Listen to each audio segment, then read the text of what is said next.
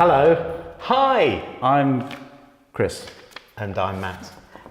and today we're talking about creative workshop. Well covered over. Yeah, it's good, though, isn't it? Some Americans may call it ideation, but I hate that.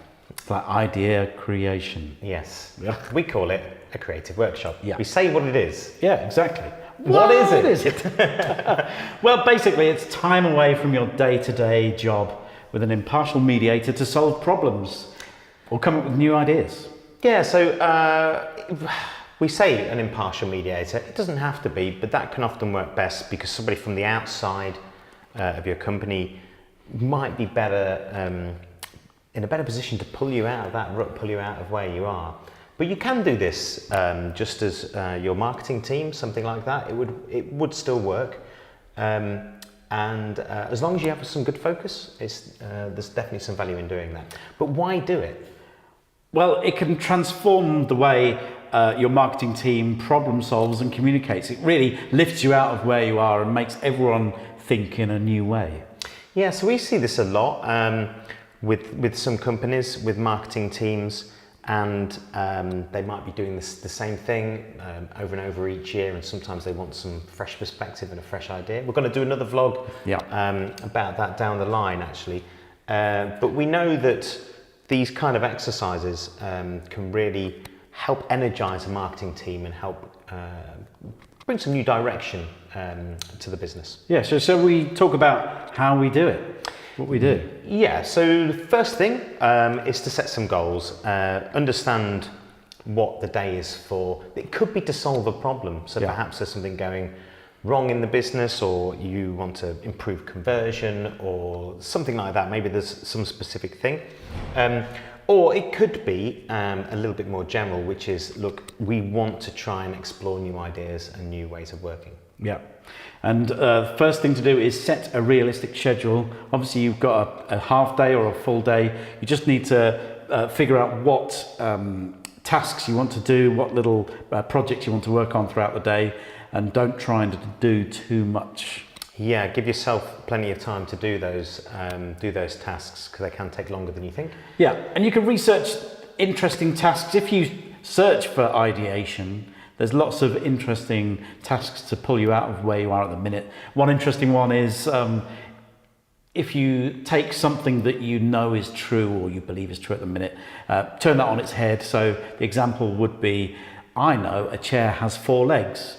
So what would happen if you came from the position of going, well, a chair doesn't have 4 legs, it can have 1,000,000 legs, what would that look like? Yeah. And ideas can flow out of that. So take something from your business and turn it on its head. Yeah, like you said, if you had 6 legs, you could maybe rock back on those 2, and Yeah. if you start redesigning that way. And it's a good way of looking at products as well. If you're doing, you could have an ideation day, a creative workshop around just around your products alone or your services, and think of them in a totally different way. Flip the way you do that on its head. So there's loads of different types of activity you can do. Just get them scheduled and make sure you balance a little bit of education with some creative activities as well. Yeah, and what we like to do is we try to edit some video clips together to inspire people to think slightly differently before you go into those events. So that worked quite well. Really importantly as well is to give everyone in the room a voice, because some people are louder than others. Me, I'm quite loud. Yeah. So we want to make sure that everybody contributes and has a say. So one thing you can do with that is use things like these little sticky notes. And when you get people to work on these creative ideas, make sure that sometimes the quietest voices are also heard. So don't just throw it out into an open forum, because sometimes those quieter voices may not be heard. Yeah, and I think it's a thing Steve Jobs said once, actually, that the best ideas come from the quietest voice in the room. Well, not me then, because I'm the loudest. There are no bad ideas as well. It's important not to shoot anybody down, and to remain really positive and to keep the energy as high as possible, which brings on to our next point. We did one recently, and we thought we'd take our client out and have a lovely giant burger and chips, and it was delicious, but it kind of sucked all of our energy out. We were just sort of all ready for bed after a big fatty carby lunch. So keep the lunch pretty light. Yeah, salads and sushi. Yeah, salads and sushi all the way. But break the day up with some coffee breaks and things like that, and just try and keep it fluid. That's our advice anyway. Yep. The next thing is to capture everything. So all the tiny ideas, you want to take photos of whiteboards when you finish a particular project. You just want to be able to go away and remember everything that happened, because there's going to be loads and loads of ideas that you need to come back to in the future. So it's really useful to do that.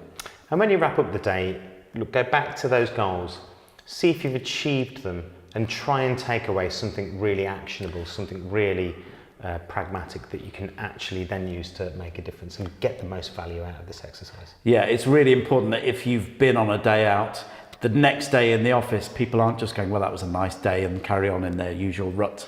Everyone's got to be energized to do things differently, because that's the reason you did the creative workshop in the first place. And that's our rough guide to running a workshop. Yeah. We're all done. Great. Great. Lovely stuff. He was Chris. I am Matt. See ya. Thanks.